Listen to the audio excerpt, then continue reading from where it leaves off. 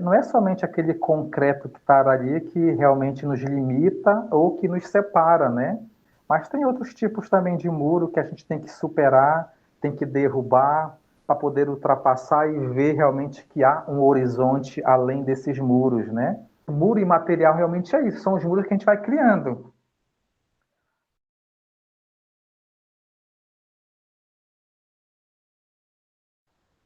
Então a gente cria esses muros imateriais que causam tanto mal quanto aquele que é um muro material, que às vezes eu não conheço meu vizinho, que eu não sei quem mora do meu lado. Então, quando eu levanto esses muros imateriais também, é porque eu não quero conhecer o outro. Eu imponho um limite. Pouco importa o que você viva, pouco importa o que você é, pouco importa o que você faça. Eu não gostei de você e ponto. Eu levantei esse muro, eu limitei o meu acesso a essa pessoa. Então, a função de um muro, ela acontece, primeiramente, de uma forma muito óbvia, questão de sensação de segurança. Então, toda vez que eu subo um muro, que eu crio uma delimitação de espaço, eu trago para algum dos lados a sensação de segurança. Mas é uma falsa sensação, porque, na verdade, quando eu tenho... Imagina você andando numa rua toda murada, com uma guarita de um prédio lá na frente, depois mais muro e outra guarita. Quem anda do lado de fora tem muito mais a sensação de insegurança. Então, a realidade é que o muro, ele só cria sensações, né? A gente tem um conceito dentro de urbanismo que as janelas são os olhos da cidade. Então, uma vez que eu muro, que eu construo um elemento segregador, eu causo muito mais insegurança, porque pessoas naturalmente fazem vigilância. Então, se você está numa rua cheia de pessoas, com comércio aberto, com escola, com praça, com movimentação, você naturalmente cria sensação de segurança para quem está fora e quem está dentro. Diferente de quando você anda numa rua toda murada, que você tem muito mais a sensação de quem está dentro, aqui eu pertenço, aqui eu estou bem, mas quem está fora realmente tem uma sensação de muito mais insegurança, dá medo, né, de andar. Assim que eu me mudei pra cá, a primeira vez que eu saí passear com o meu cachorro foi muito diferente do que da minha outra casa. Antes eu morava numa rua normal e às vezes a gente queria ir passear com o Pingo à noite, tipo 8 horas, 9 horas da noite, e você não conseguia, você tinha medo, de achar perigoso. E aqui não, você simplesmente pode sair o horário que você quiser, você pode levar o seu cachorro passear 11 horas da noite, meia-noite, e tá tudo bem, você tá segura. A menor parcela da sociedade, olha que barato louco, a menor parcela da sociedade é a que mais tem, certo?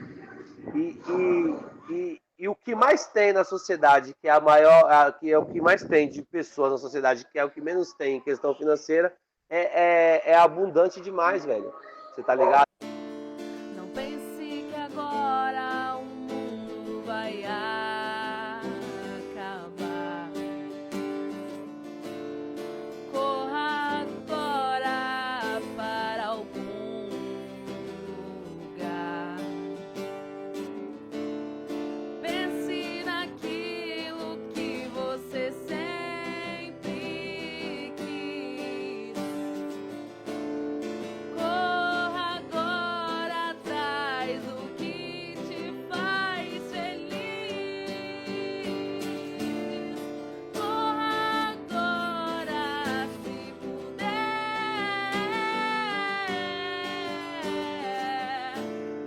Corra agora se você quiser. Mas não esqueça que um dia eu estive aqui pra te levar pra fora desse mundo daqui. Oh. Outro dia saiu um dado sobre qual que é a população de rua em BH. A população de rua em BH está em torno de 5 a 6 mil pessoas. É o mesmo tamanho da minha cidade. É o número de pessoas que vivem aqui na minha cidade, todo é o número de pessoas que estão vivendo em condição de rua em BH. entende? Aqui, a 100 quilômetros do lado. A angústia que bate é que eu não sei se você sabe também o tanto de imóveis que existem no Brasil que estão abandonados. É surreal o número de imóveis abandonados em todo o Brasil. E a Constituição ela é muito clara. Um imóvel ele tem que ter o quê? Função social. Se ele não tem função social, nossa. E eu já fiz uma vivência de muro, morando nas ruas também, né, desse nosso Brasil, né? E graças a um psicólogo que um dia fui levar alimento na rua, aqui em São Paulo, debaixo do viaduto do Chá, e despertou em mim também esse desejo, né? E lá em praticamente 2014, enquanto muita gente chorava porque o Brasil perdeu de 7-1 para a Alemanha na Copa, eu estava em cima de um papelão deitado, chorando por uma oportunidade também na vida, né? E esse psicólogo, ao levar uma marmita para mim, comer naquela noite fria, despertou em mim esse desejo, e em 2015 eu entrei na faculdade. Faculdade particular, né? Então, a minha faculdade ela foi paga praticamente vendendo latinha, carregando ferro nas costas, pintando casa dos outros, sem saber. Em 2019 eu me formei, e me formei ainda como morador de rua, né? E hoje eu consegui um espaço para poder repousar a minha cabeça e o meu corpo também, né? A cidade ela tem que ser penetrável, eu tenho que enxergar do outro lado, eu tenho que conseguir atravessar as coisas, porque senão eu vou cada vez mais gerando segregação. E esse é um grande problema dos centros urbanos do Brasil, né? É lógico que fora a gente também tem isso, mas aqui dentro, olhando para o nosso aspecto, a nossa cultura, tudo que a gente causa segregação, a gente fomenta preconceito, a gente fomenta divisão, a gente exclui as pessoas que são vulneráveis, exclui as pessoas que precisam de apoio. Então, talvez são formas de iniciativa privada de realmente fortalecer o que ela quer ali na redondeza. Então, ela criar esse muro, muitas vezes ela fala, o que antes acontecia aqui não acontece mais porque eu criei esse elemento mesmo segregador. Não se leva em consideração a violência, não se leva em consideração, por exemplo, os morros cheios de favela, mas aquilo que a gente pode visualizar como liberdade. Imagina vocês, com a idade que vocês têm, lá em 2014, passando aqui em São Paulo pela Praça da Sé, numas 7 horas da noite, meio que chuvosa, e eu, como eu andava, às vezes descalço, calça rasgada, camisa surrada, e um saco de lixo na costa, e pedir, você pode me ajudar? Você tem um telefone para poder fazer uma ligação, por exemplo, para um albergue para eu poder passar essa noite? Talvez eu fosse mais um desconhecido na vida de vocês. Vocês iam ficar com medo e iam embora. Então isso também um preconceito. Vocês não iam olhar, por exemplo, que ali tinha um futuro psicólogo. Que ali praticamente tinha alguém que poderia, depois de 5, 6 anos, estar ajudando as pessoas, até de forma gratuita, que é que eu faço. Aqui na minha cidade, aqui em Campos, a gente tem o Projeto Alegria, que distribui lanche para pessoas em situações de rua à noite. E muitas das vezes essas pessoas são invisíveis. Quando a gente aborda qualquer um deles e pergunta qual o seu nome? Boa noite, qual o seu nome? E a gente trata aquela pessoa pelo nome. Na hora de oferecer o alimento, muitos ficam felizes por chamarmos eles pelo nome, porque eles são invisíveis, as pessoas não os enxergam. Quando você dá um nome para aquela pessoa, você chama aquela pessoa pelo que ela se reconhece, você está validando ela, você está devolvendo dignidade, senso humano. E aí algo se constrói, algo se fortalece dentro dela, ela volta a se enxergar. Por exemplo, aqui em São Paulo, nós temos aí uma faixa de mais de 15 mil moradores de rua. Mas nós temos uma cidade que tem milhões de pessoas e que às vezes evitam passar na Sé porque já levantou um muro de preconceito, porque todo morador de rua praticamente é bandido, é assaltante.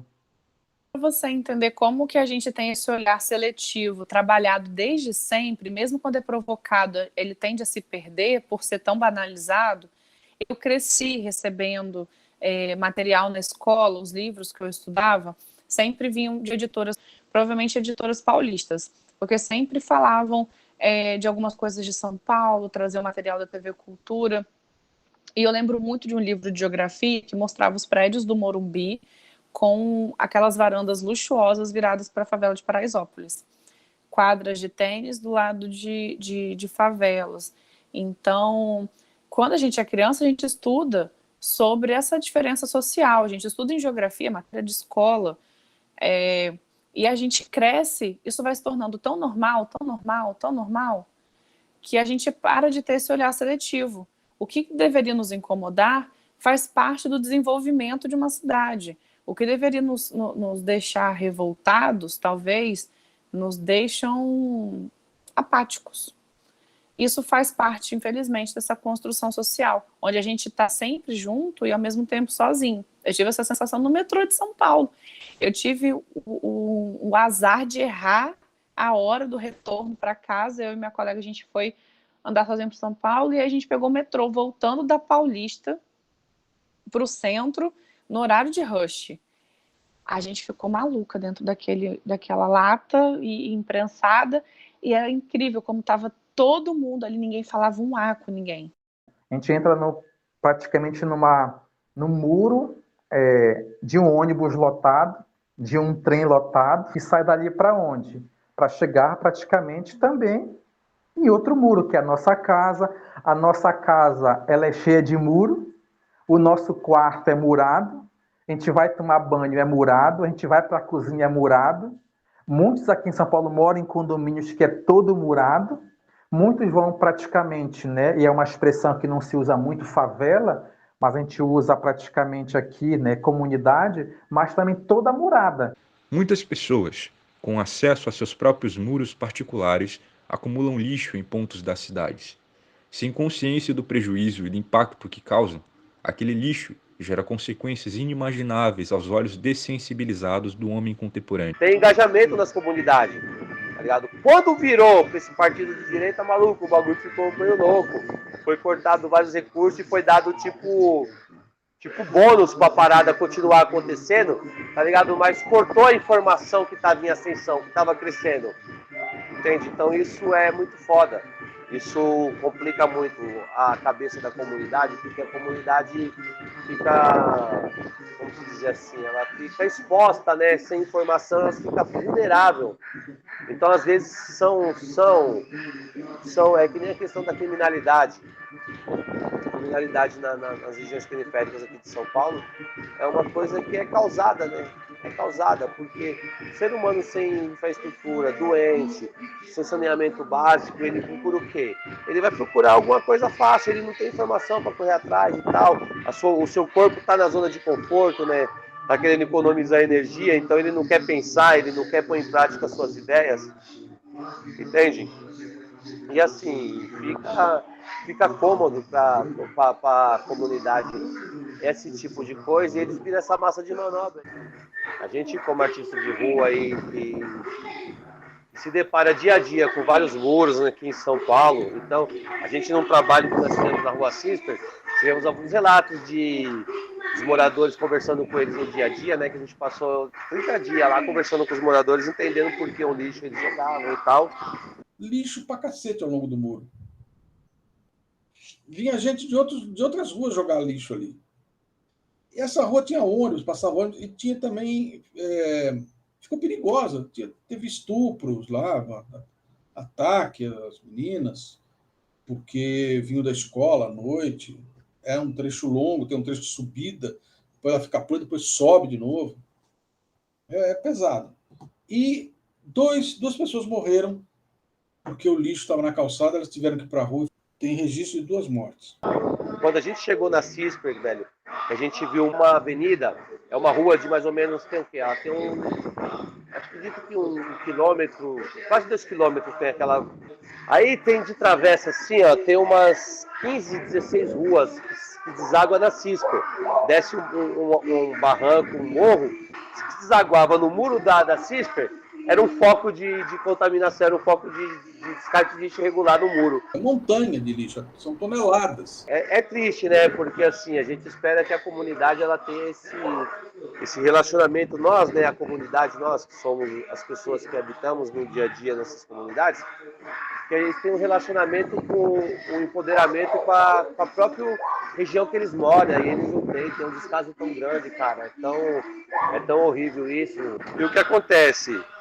Nós tivemos lá relatos lá de pessoas que foram atropeladas. Elas não têm o trânsito delas livre na calçada, foi andar na rua, um motoqueiro passou por cima e o outro carro bateu.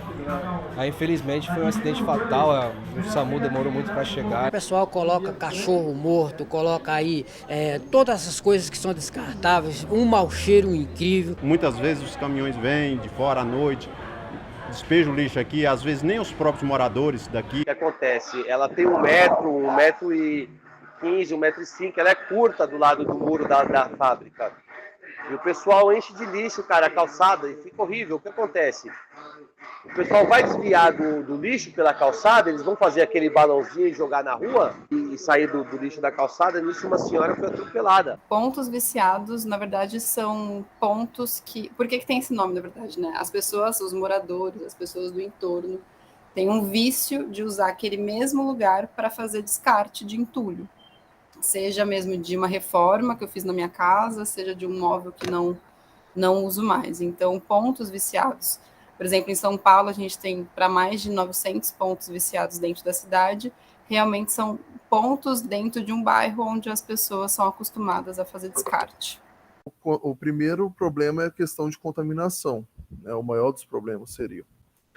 Principalmente pela questão da contaminação do solo e da água pelo chorume. O que é o chorume? O chorume é aquele líquido que fétido, né, que acaba tendo um odor ruim, resultado da degradação de bactérias. Então as bactérias vão estar lá degradando o lixo e o resultado dessa degradação, quando passa por elas, é o chorume. Então esse chorume pode contaminar o solo onde está, aí chegando em água superficial, ou, dependendo do local, pode ir para a água, ou até mesmo o lixo em si, dependendo da proximidade do mar, pode ser levado pelos ventos. E a gente, com a nossa arte, tenta retratar isso. Quando a gente olha qualquer elemento que traga vivacidade, que traga, de novo, cultura, que traga interação com o espaço, a gente agrega valor àquele ambiente. Então, hoje, para mim, os grafites, até as projeções que têm acontecido muito no centro de São Paulo, com causas, por exemplo, de adoção animal, ou então contra a violência doméstica, isso tudo são formas que a gente consegue hoje usar elementos que eram segregadores para fomentar voz. Então, o muro hoje, ele tem voz, ele tem a capacidade de ter voz. É um ganho quando a gente olha para grafite, quando a gente olha para arte de rua, com incentivo mesmo do Estado, ou então até das próprias iniciativas privadas, isso traz muito mais valor mesmo e consegue trazer, muitas vezes, causas que antes ficavam só dentro de discussões internas. Agora a gente consegue discutir com a cidade. A gente consegue ter uma noção de o porquê que as prefeituras não investem nas periferias, justamente por conta da politicagem, do marketing. Isso não dá voto, entende? O cara vai e fazer um investimento numa infraestrutura que está fora ali da região central, as pessoas não vão ver. Só que aí, hoje, tanto os movimentos quanto as pessoas que moram na periferia, elas acabam tendo a ferramenta das redes sociais que ajuda muito para que eles possam divulgar o que está acontecendo e aí o poder público aparecer. Mas mesmo assim ainda é muito difícil. Por quê? Porque o político está ligado muito nessa questão do visual. Então ele quer fazer uma estrada, quer fazer uma grande obra no centro, quer fazer um negócio bacana e esquece totalmente de fazer o investimento devido nessas regiões periféricas. E por conta única e exclusivamente de ego de político. Mas o lixo, a gente tende a classificar não apenas o que não nos serve como dejetos, mas o que não nos serve num todo. Pessoas, dejetos, o senso de utilidade é o que determina o que a gente vai fazer com aquilo e se aquilo se torna lixo ou não. se não tiver um programa de política pública permanente, onde a coisa de fato possa ter um processo para que ela caminhe sozinha, a coisa não vai dar certo. Mas antes da estética prevalecer, a gente tem a questão de prática e funcionalidade. Então, nada me adianta uma arquitetura que seja esteticamente bonita se ela não é funcional. Então, agrega valor, agrega um pouco mais de cuidado a gente ter esse muro que talvez vire até uma atração para o bairro, agrega. Mas eu concordo com o ponto de vista de que sem a educação, né, sem a conscientização da população, que ali agora não é mais um lugar de descarte, a estética ela pouco importa. Ela acaba virando um segundo ponto de atenção. Ela não é o que vai fazer as pessoas mudarem a consciência de que agora esse muro é bonito, eu não vou fazer mais descarte. Se for fácil, se eu não tiver acesso à lixeira, se eu não tiver uma política mesmo de conscientização, seja dentro das escolas, dentro de programa de TV, rádio, panfletagem, isso não muda. Então a estética ela pode trazer até um cuidado maior, mas ela não resolve o problema. Você com essa mania de desacelerar, tudo vai passar, só ir devagar. Com essa mania de jeitinho brasileiro, você não é mais peça, sai da minha reta, eu tenho pressa. Em qualquer lugar do mundo, um muro não somente separa uma coisa da outra. Um muro sequer precisa ser levantado para que ocorra alguma segregação ou separação, seja de uma pessoa para com outra ou de um território para com outro. No Piauí, por exemplo, o que delimita o território de um estado é um rio. Numa casa, o que delimita o território de um cômodo são paredes e portas. E, em alguns casos, a própria relação familiar. Muros podem ser invisíveis, mas tão rígidos quanto o próprio concreto.